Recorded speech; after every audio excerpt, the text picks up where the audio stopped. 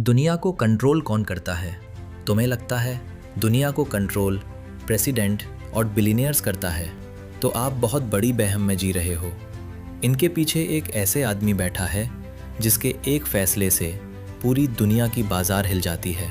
वो चुनाव नहीं लड़ता, वो टीवी पर रोज़ नहीं आता है, लेकिन दुनिया की सबसे बड़ी कंपनियां, सबसे बड़े बैंक और कई देशों की अर्थव्यवस्था उसके इशारों पर चलती है। उन्होंने एक छोटी सी गलती से $100 मिलियन का नुकसान कर दिया था। मैं बात कर रहा हूँ लैरी फिंक की, जो पैसा से ज़्यादा पावर को समझता है। इस वीडियो में हम जानेंगे लैरी फिंक आखिर है कौन, ब्लैक रॉक क्या है, कैसे एक कंपनी जो पूरी दुनिया की पैसा उसके पास है।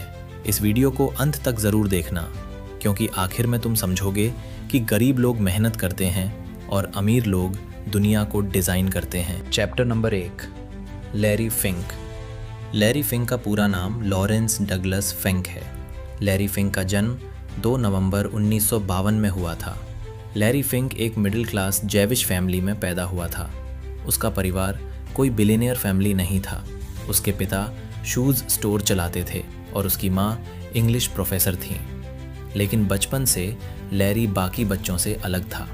जहाँ दूसरे बच्चे टॉय खेलते थे, वहीं लैरी नंबर में इंटरेस्ट रखता था। उसे पैटर्न समझने का बहुत शौक था। वो जानना चाहता था पैसा आखिर काम कैसे करता है। लैरी फिंक को बिजनेस में इंटरेस्ट था। उसका दिमाग दूसरे आदमी से बहुत अलग था। लैरी ने अपनी पढ़ाई university of California Los Angeles से हुआ। लैरी ने पॉलिटिकल साइंस से पढ़ाई की। बाद में उन्होंने MBA किया। कॉलेज के समय उन्होंने समझ लिया कि असली पावर सिर्फ पॉलिटिकल में नहीं है, मनी फ्लो में होती है। यही सोच बाद में उनकी पूरी ज़िंदगी बदल दी। चैप्टर नंबर 2, वॉल स्ट्रीट की एंट्री। कॉलेज ख़त्म होने के बाद लैरी फिंक ने फाइनेंस की दुनिया में कदम रखा। वो वॉल स्ट्रीट पहुंचा तो उस समय वॉल स्ट्रीट सिर्फ बिजनेस की जगह नहीं थी, वो एक युद्ध का मैदान था जहां लोग पैसा के लिए कुछ भी कर सकते थे। लैरी बहुत इंटेलिजेंस था। वो खुद को जल्दी प्रूव कर दिया। वो मॉर्गेज बैक्ड सिक्योरिटीज़ में एक्सपोर्ट बन गया। मॉर्गेज सिक्योरिटी एक्सपोर्ट का मतलब इन्वेस्टमेंट है जो होम लोन है। इसमें बैंक अपने होम लोन को पूल बनाकर सरकारी या निजी संस्थाओं को बेचता है। और लैरी ने कुछ ही सालों में वो करोड़ों डॉलर हैंडल करने लगा। उसकी प्रसिद्धि बढ़ रही थी। लोग उसे फाइनेंशियल जीनियस कहने लगे। लेकिन ज़िंदगी में सबसे बड़ा मोड़ तब आता है जब इंसान अपनी सबसे बड़ी गलती करता है। इसे चैप्टर नंबर 3 में जानते हैं। चलो, चैप्टर नंबर 3, $100 मिलियन का नुकसान। 1986 में एक गलत कैलकुलेशन की वजह से एक छोटी सी गलती हो गई।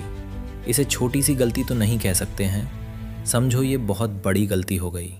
लेकिन इस गलती से उसकी कंपनी को लगभग $100 मिलियन का नुकसान हो गया। इंडियन रुपीज़ में लगभग 9 अरब 44 करोड़ 25,50,000 हो गया। वॉल स्ट्रीट में फेलियर की कोई जगह नहीं होती है। आज तुम हीरो हो, कल तुम खत्म हो जाओगे। और यही लैरी के साथ हुआ। उसकी प्रसिद्धि लोगों के मन से टूट गई। लोग उसे ब्लेम करने लगे। लेकिन उस समय में लैरी फिंक ने एक चीज़ सीखी जो बाद में उसे दुनिया का सबसे पावरफुल इन्वेस्टर बनाएगी।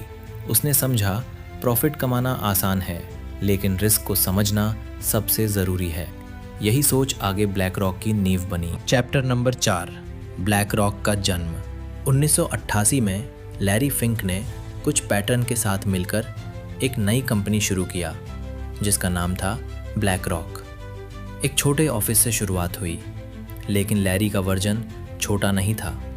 बाकी लोग सिर्फ पैसा कमाने में लगे थे, लेकिन लैरी सिस्टम बनाना चाहता था। ऐसा सिस्टम जो दुनिया के फाइनेंशियल रिस्क को ट्रैक करे। और यहीं ब्लैक रॉक की सबसे डेंजरस ताकत बनी, डेटा। ब्लैक रॉक सिर्फ इन्वेस्टमेंट कंपनी नहीं थी, वो इंफॉर्मेशन मशीन थी। ब्लैक रॉक ये सिर्फ कंपनी नहीं थी, ये दुनिया के तमाम देशों के पैसों की तिजोरी थी। पैसा कहाँ जा रहा है, कौन सी कंपनी मजबूत है, कौन सा मार्केट गिर सकता है। उसके एक गलती से आज सारे देशों की पैसों को बचा रहा है। उस गलती के बाद उसका एक ही मिशन था, लोगों के पैसा को सुरक्षित रखना, रिस्क एनालिसिस करना, लॉन्ग टर्म इन्वेस्टमेंट स्ट्रैटेजी को बनाना। और आज की दुनिया का असली पावर है पैसों का इन्फॉर्मेशन है। Chapter number 5, Aladdin system. अब कहानी और भी डरावनी होती है। ब्लैक रॉक ने एक टेक्नोलॉजी बनाई जिसका नाम अलादीन था। सुनने में नाम सिंपल लगता है, लेकिन ये सिस्टम दुनिया के सबसे पावरफुल फाइनेंशियल सॉफ्टवेयर में से एक माना जाता है। ये ट्रिलियंस ऑफ डॉलर्स का डेटा एनालाइज करता है, बैंक के पैसों का, गवर्नमेंट के पैसों का और इन्वेस्टमेंट फंड्स का। सब इस सिस्टम का इस्तेमाल करते हैं।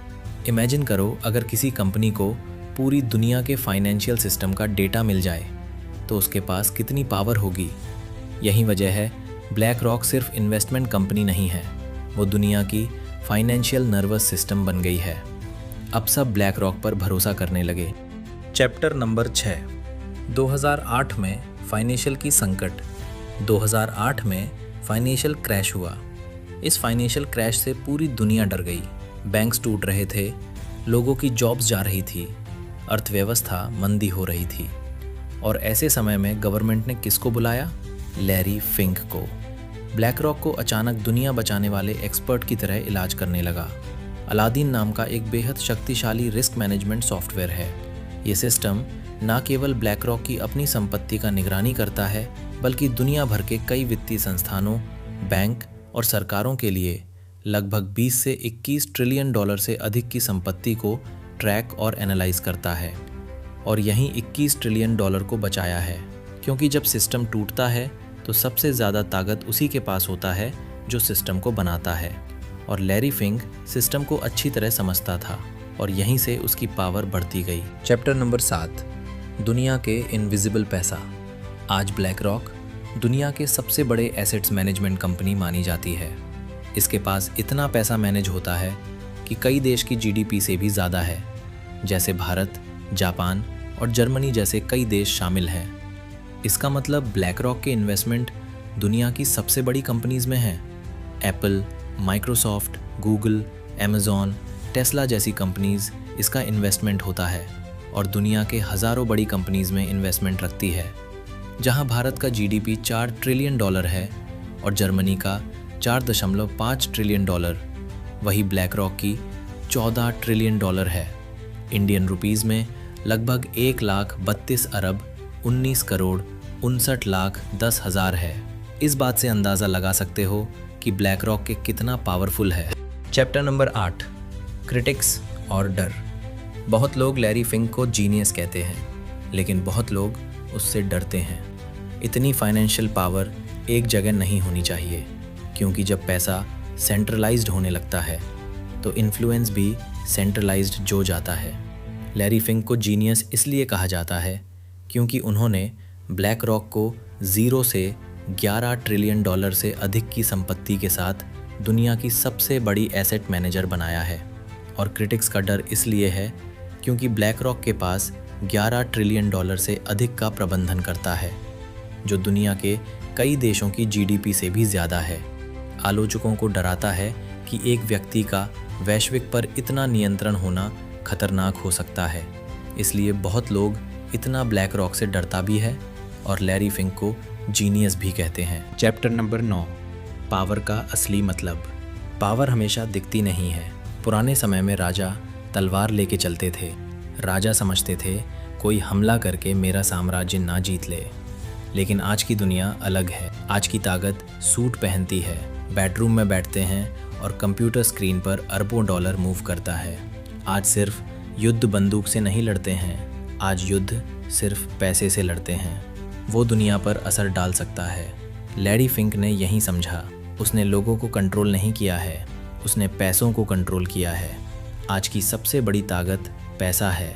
आज उसके पास इतना पैसा है कि 3-4 देशों को ऐसे ही खरीद सकता है। उसने अपनी एक गलती को समझा और उसके पास अभी ट्रिलियंस ऑफ डॉलर्स हैं। अपनी गलती को समझना ही असली सक्सेस है। चैप्टर नंबर 10, दुनिया का कंट्रोलर। क्या सच में एक आदमी पूरी दुनिया को कंट्रोल करता है या फिर ये सिर्फ इंटरनेट का बनाया हुआ डर है? एक ऐसा इंसान जिसे लोग पैसा का राजा कहते हैं, इसके पास इतना पैसा है कि कल्पना करना भी मुश्किल है, लेकिन वो फाइनेंशियल सिस्टम का हिस्सा है जो दुनिया को डायरेक्शन देता है। उसका नाम है लैरी फिंक। अब असली बात, इन्फॉर्मेशन, रिस्क, अंडरस्टैंडिंग और पेशेंस देता है। जब बाकी लोग शॉर्ट टर्म सोचते हैं तो लैरी फिंक लॉन्ग टर्म में सोचता है, और अगर एक ही बड़ा फाइनेंशियल मौजूद है तो वो चुपके से दुनिया चला रहा है। लेकिन कहानी यहीं ख़त्म नहीं हुआ है। जब 2008 में फाइनेंशियल क्रैश हुआ तब पूरी दुनिया पैनिक में था। उस समय कई गवर्नमेंट्स ने ब्लैक रॉक से मदद ली, क्योंकि ब्लैक रॉक के पास इतना डेटा एनालाइज था, मार्केट अंडरस्टैंडिंग इतना था। अब सोचो, अगर गवर्नमेंट भी किसी प्राइवेट कंपनी की सलाह ले तो लोग क्या कहेंगे? दुनिया का कंट्रोलर यही है, लैरी फिंक। अब बताओ, गलती से लोग हारते हैं या जीतते हैं? अगर इस वीडियो से तुम्हारी सोच बदली है तो कमेंट में यस लिखो और चैनल को सब्सक्राइब कर लो।